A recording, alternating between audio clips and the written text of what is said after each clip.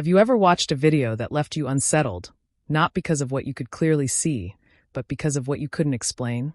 In early 2013, a short clip from a security camera inside the Cecil Hotel in downtown Los Angeles began circulating online. The video showed a young woman stepping into a hotel elevator. She presses several buttons. The doors remain open. She steps in and out, almost as if she's hiding from someone just outside the frame. At times, she waves her hands in strange, deliberate movements, as if speaking to someone we cannot see. And then she's gone. That young woman was Elisa Lam, a 21-year-old student from Vancouver, Canada. Just a few weeks later, her body would be discovered in one of the rooftop water tanks of the Cecil Hotel. The official cause of death: accidental drowning. But for many, that explanation only raised more questions. How did Elisa end up in a sealed water tank that required climbing a ladder and pushing open a heavy lid? Why was she acting so strangely in that elevator? And why did this case, out of so many tragedies in Los Angeles, capture the imagination of people around the world? Today, we're revisiting a mystery that continues to haunt true crime communities, internet forums, and even mainstream media. This is Cold Case Files: The Death of Elisa Lam. Our journey is based on official LAPD reports, coverage from the Los Angeles Times, the Netflix documentary series Crime Scene, the vanishing at the Cecil Hotel, and later updates reported by outlets such as ABC News. Now, before we go further, it's important to be clear. Some of the theories surrounding this case, particularly the supernatural ones, are based purely on online speculation. We'll mention them, but we'll treat them as just that: speculation, not fact. The goal here isn't to sensationalize, but to understand what happened to Elisa and why her story has left such a lasting impression. So let me ask you this: could that eerie elevator footage hold the key to solving the mystery, or is it just one piece of a much larger, more complicated puzzle? Over the next several minutes, we'll explore Elisa's life, the infamous history of the Cecil Hotel, and the timeline that led from her disappearance to the shocking discovery on the rooftop. Along the way, we'll examine the different theories, weigh the evidence, and leave you with the same lingering questions that investigators, journalists, and countless online observers have wrestled with for over a decade. To begin, let's step away from the viral video for a moment and focus on the person at the center of this story. Who is Elisa Lam, and what brought her to Los Angeles in the first place? To understand the mystery, we need to understand the young woman at the heart of it. Elisa Lam was 21 years old when she arrived in Los Angeles. She was the daughter of immigrant parents from Hong Kong, living in Vancouver, Canada. Friends and family described her as bright, curious, and deeply thoughtful. She studied at the University of British Columbia and had a love for books, fashion, and travel. Elisa often expressed herself through a personal blog, where she wrote about her dreams, her struggles, and the small details of her daily life. Through her writing, you can sense both her optimism and her vulnerability. She often shared that she lived with bipolar disorder, a mental health condition that can bring periods of both deep depression and intense energy. For Elisa, being open about her condition was her way of connecting with others and reminding herself she wasn't alone. In January of 2013, Elisa decided to take a solo trip along the west coast of the United States. She had already visited San Diego, where she explored the zoo and took pictures to share online. Los Angeles was her next stop, a city full of contrast. Hollywood's bright lights stood just a few miles away from neighborhoods where poverty and homelessness painted a very different reality. At the center of downtown Los Angeles was the Cecil Hotel. Built in the 1920s, it had once been a glamorous destination for business travelers and tourists. But over the decades, the area around it changed dramatically. By the early 2000s, the Cecil was surrounded by Skid Row, a neighborhood where thousands of unhoused people lived in shelters, tents, and rundown buildings. The hotel itself carried a heavy reputation. Over the years, it had been linked to violent crime, drug use, and even serial killers. Richard Ramirez, better known as the Night Stalker, stayed there in the 1980s during his spree of murders. Another killer, Jack Unterweger, reportedly lodged there in the early 1990s. For many locals, the Cecil had a dark aura, almost like the building itself carried the weight of tragedy. For Elisa, though, it was simply a practical choice. Rooms at the Cecil were cheap, and as a student traveling alone, affordability mattered. She initially shared a room with other travelers, but later moved into her own space after some reported that her behavior had seemed odd. We don't know exactly what they witnessed, but it was enough for the hotel staff to reassign her. Now, imagine for a moment, you're 21 years old, exploring a massive city for the first time, staying in a hotel with a storied and unsettling past. You're carrying your backpack, maybe a guidebook, maybe your journal. You're hopeful, but you're also navigating the challenges of mental health and the loneliness of solo travel. That was Elisa's reality in those final days. Her story became international news not only because of the eerie way she disappeared, but because people could relate to her. She was young, she was adventurous, and she was looking for meaning, just like so many of us have at some point in our lives. When the elevator video was released weeks later, viewers around the world watched it with a chilling sense of recognition. They saw a young woman who could have been their daughter, their sister, their friend. And when the news broke that her body was discovered in a rooftop water tank, it shocked people across continents. Elisa's death raised immediate questions about safety, mental health, and how we perceive vulnerability in strangers. To this day, people continue to leave comments on her old blog posts, long after she passed away, as if they're reaching out across time to comfort her. But as haunting as her story already is, it becomes even darker when we look at the events leading up to her disappearance. Because in the days before her body was discovered, there were warning signs, strange behavior, unexplained gaps in time, and finally, that infamous elevator footage. And so we move from who Elisa was to what happened inside the Cecil Hotel during those final days. By late January of 2013, Elisa had been in Los Angeles for just a few days. On the morning of January 31st, hotel staff saw her moving about the Cecil like any other guest. To them, she seemed perfectly normal, polite, calm, nothing unusual at all. That, as far as anyone can confirm, was the last time Elisa Lam was seen alive. When February 1st came and went, Elisa's parents back in Vancouver began to worry. She usually checked in with them every day, and when the calls or emails didn't arrive, their concern grew quickly. Within days, the LAPD opened a missing persons investigation. Detectives interviewed staff, searched the hotel, and distributed flyers with Elisa's photo. But there were no leads. Then came the turning point: the security footage from one of the hotel's elevators. It would not be released to the public until 2 weeks later, but it remains one of the most haunting pieces of video evidence in recent memory. The video shows Elisa entering the elevator, wearing a red hoodie and shorts. She presses several buttons at once, and then waits. The doors don't close. She steps out into the hallway, looks left and right, then jumps back in as if someone might be following her. At one point, she presses herself against the corner of the elevator, hidden from view of the hallway. She makes odd gestures with her hands, stretching them out, twisting her fingers, almost as though she's trying to communicate with someone unseen. Finally, she steps out again, walks to the left of the camera's view, and the elevator doors close as if nothing had ever happened. For 4 minutes, the video captures movements that are at once ordinary and deeply unsettling. Was Elisa hiding from a real person? Experiencing hallucinations? Or was it something else entirely? That's the question that has fueled endless debate ever since. When the LAPD released the video to the public on February 14th, it spread across the internet like wildfire. Millions of people around the world watched it, replayed it, slowed it down frame by frame. Theories exploded online. Some said Elisa looked like she was playing a game. Others claimed her gestures resembled signs from some ritual. Paranormal forums speculated she was interacting with a ghost, while mental health advocates argued it was a textbook example of someone in the midst of a manic or psychotic episode. But even as the internet dissected every second of the tape, police and hotel staff still had no answer to the most pressing question. Where was Elisa Lam? That answer came in the most disturbing way imaginable. On February 19th, nearly 3 weeks after she vanished, hotel guests began to complain about the water.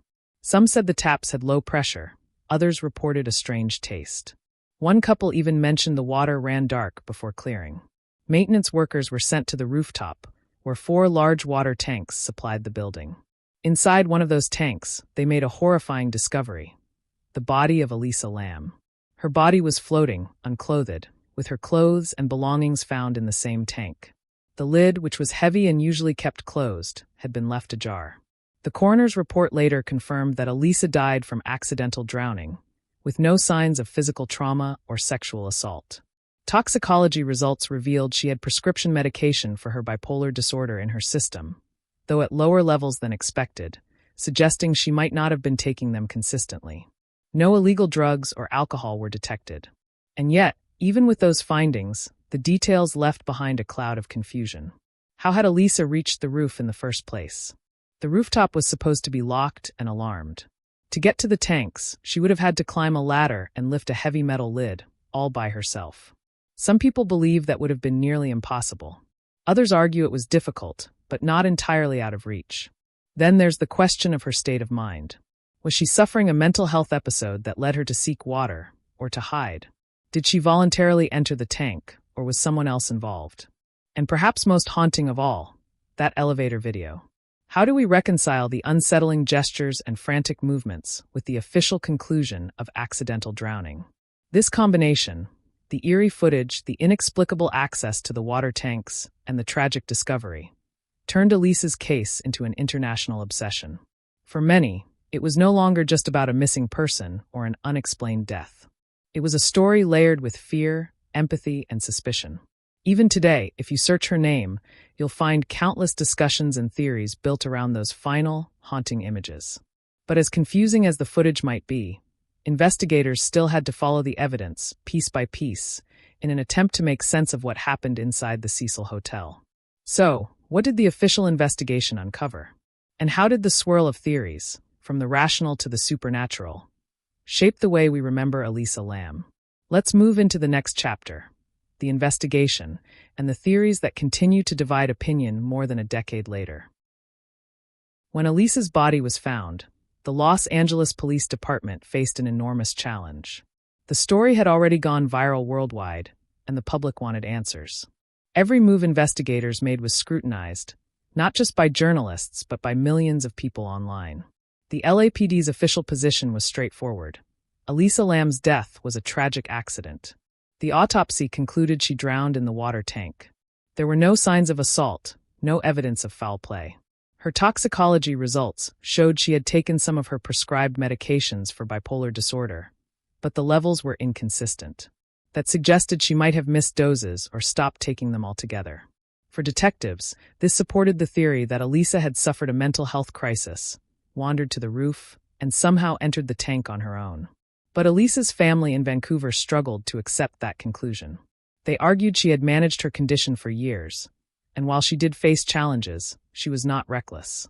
The thought that she could have climbed to the roof, found her way into the tank, and drowned without any outside involvement seemed implausible to them. And they weren't alone. Many people who followed the case shared the same doubts. So let's walk through the main theories that have been debated ever since. The first theory is mental illness. According to the autopsy report, Elisa's medication levels were lower than prescribed. Some psychiatrists have explained that when people with bipolar disorder abruptly stop taking their medication, they may experience hallucinations, paranoia, or disorganized behavior. Supporters of this theory believe the elevator video reflects just that, a young woman in the grip of a psychotic episode. From this perspective, Elisa might have believed she was hiding from someone, or she might have been drawn to the water tank during a moment of delusion. It's a tragic but rational explanation, one that fits with the medical evidence. Still, it leaves an uncomfortable question. Even if Elisa was in crisis, how did she physically manage to access the rooftop and lift the lid of the tank? Was it really possible for her to do that alone? That brings us to the second theory, homicide. Some believe Elisa was murdered, either by someone staying at the hotel or even by a staff member who had access to the roof. The Cecil was notorious for crime, drugs, and violence, and many argue it's not far-fetched to imagine foul play. The Netflix series Crime Scene explored this angle, interviewing guests and online sleuths who believed Elisa may have crossed paths with the wrong person. But here's the problem. Investigators found no physical evidence of struggle, no injuries on her body, and no DNA pointing to another suspect. In short, the murder theory is compelling in terms of suspicion, but it's not supported by hard evidence. The third theory ventures into the supernatural. Because the Cecil Hotel has such a dark history, linked to serial killers, suicides, and decades of urban legends, some internet users insisted Elisa had been the victim of something paranormal. Her hand movements in the elevator, they argued, looked like she was communicating with an invisible force. Others pointed to a so-called elevator game, an urban legend originating in Asia that claims you can access another dimension by pressing a sequence of buttons in a certain order. But let's be clear, these theories are not supported by evidence. They exist because the mystery feels so eerie, and people naturally reach for explanations beyond the ordinary. Still, it's important to acknowledge them, because they reflect how the internet shaped the story, turning one woman's tragedy into a viral ghost story. And then there's the fourth angle, the role of the media. When the LAPD released the elevator video, their goal was simple: to ask for the public's help in locating a missing person. But the clip took on a life of its own. Online communities obsessed over it, dissecting Elisa's every movement. Conspiracy theories spiraled out of control. One innocent musician who had once stayed at the Cecil was falsely accused of being involved. His life and career were nearly destroyed by the speculation. In this sense, the release of the video may have backfired. Instead of helping the investigation, it fueled rumors that drowned out the facts. By the time Elisa's body was found, the case had become less about evidence and more about narrative. So where does that leave us today? As of 2025, there have been no breakthroughs. No new DNA, no new suspects, no reopened investigation. ABC News revisited the case in 2023, emphasizing how the viral video distorted public perception. And Netflix's Crime Scene reminded audiences how easily a story can be reshaped by social media. The LAPD has not changed its conclusion. Elisa Lam died by accidental drowning, likely connected to her bipolar disorder. But the questions remain, echoing louder than the official answer. Could she really have made it to that rooftop on her own? If so, why? And if not, then who or what was with her that night? I'll ask you to pause here and consider. When you look at the elevator video, what do you see? A woman in distress from untreated illness? A potential victim of crime? Or something you can't quite explain? This case forces us to confront not only the limits of investigation, but also the way our own minds search for meaning in the unknown. And that brings us to the final part of our story. What lessons can we draw from Elisa's death, and why does it continue to haunt us more than a decade later?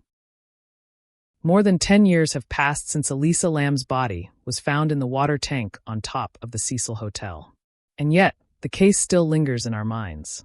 We've traced her journey, a bright young traveler from Canada, full of hope, who checked into a notorious hotel in downtown Los Angeles. We've walked through the timeline of her disappearance, the haunting elevator footage, and the shocking discovery that captured the world's attention. We've explored the investigation, the official explanation, and the many theories that continue to swirl even today. But here's the truth. No matter how many times we rewatch the elevator video or dissect the autopsy report, we may never know exactly what happened to Elisa Lam in those final hours. The official story says it was an accident tied to her struggles with bipolar disorder. Others remain convinced something darker took place. And then there are those who look at the Cecil Hotel itself and see a place too steeped in tragedy to dismiss. What is undeniable is the impact her case left behind. Elisa's story became a mirror, reflecting two powerful realities of our time. First, the fragile but critical importance of mental health, and how quickly a person can slip into crisis when treatment falters. And second, the immense force of the internet and social media, capable of spreading awareness, yes, but also of twisting a tragedy into a spectacle. I want you to take a moment and ask yourself, what do you see when you think about Elisa's story? Was it a tragic accident or a crime that went unanswered? Do you believe the elevator video reveals the mind of a young woman in distress? Or do you sense something more elusive, something beyond explanation? There are no easy answers, and maybe that's why the mystery stays with us. It reminds us that behind every headline, behind every viral clip, there was a real person. Someone's daughter, someone's friend, someone who deserved safety and understanding. Darker theories may never fully go away. But at the center of all the speculation is Elisa herself, a 21-year-old woman with dreams, flaws, laughter, and a life cut tragically short. So I'll leave you with this. What do you believe happened to Elisa Lam? Share your thoughts, your theories, or even your feelings in the comments. I'd love to hear how this case speaks to you. Thank you for joining me on this episode of Cold Case Files, The Death of Elisa Lam. If you found this story compelling, subscribe to the podcast so you don't miss the next case we explore. Because sometimes the most haunting mysteries aren't the ones solved in a courtroom. They're the ones that linger in our minds, long after the final page is turned.